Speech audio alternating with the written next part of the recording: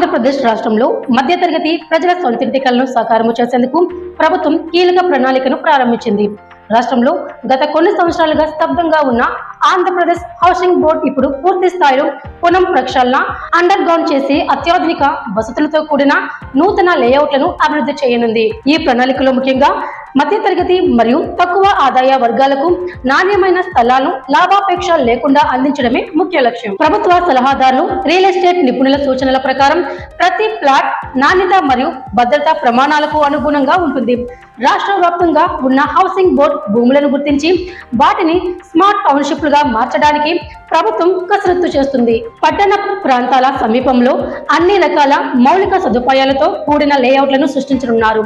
ఈ లేఅవుట్లలో 60 అడుగుల రోడ్లు, అండర్ గ్రౌండ్ డ్రైనేజీ, పార్కులు, కమ్యూనిటీ హాళ్లకు ప్రత్యేక ప్రాధాన్యత ఇవ్వనున్నారు. ప్రతి ఆదాయ వర్గానికి అనుగుణంగా వేర్వేరు ధరల శ్రేణిలో ప్లాట్లను కేటాయించడం కూడా ప్రణాళికలో భాగం. తక్కువ వడ్డీ రేట్లతో బ్యాంక్ రుణాలు అందించడానికి ప్రత్యేక ఒప్పందాలు చేసుకుంటున్నారు. దీని ద్వారా ప్రజలకు ఆర్థిక భారం తక్కువ అవుతుంది. ప్రైవేట్ వెంచర్లకు అత్యున్నత ప్రమాణాలు పాటించడం కూడా ముఖ్యాంశం. ఇది నాణ్యత ప్రమాణాలు మరియు పారదర్శకతను పెంచేలా ఉంటుంది. రిజిస్ట్రేషన్ ప్రక్రియను కూడా సులభతరము చేస్తూ ప్రజలకు సౌకర్యం కల్పించనున్నారు. ఈ ప్రాజెక్టుపై పైలట్ ప్రాజెక్టులుగా అమరావతి, విశాఖపట్నం, విజయవాడ, తిరుపతి వంటి ప్రధాన నగరాల్లో ప్రారంభం కానుంది. కొద్ది నెలల్లోనే ఈ కొత్త లేఅవుట్లకు సంబంధించిన నోటిఫికేషన్లు విడుదల కానున్నాయి.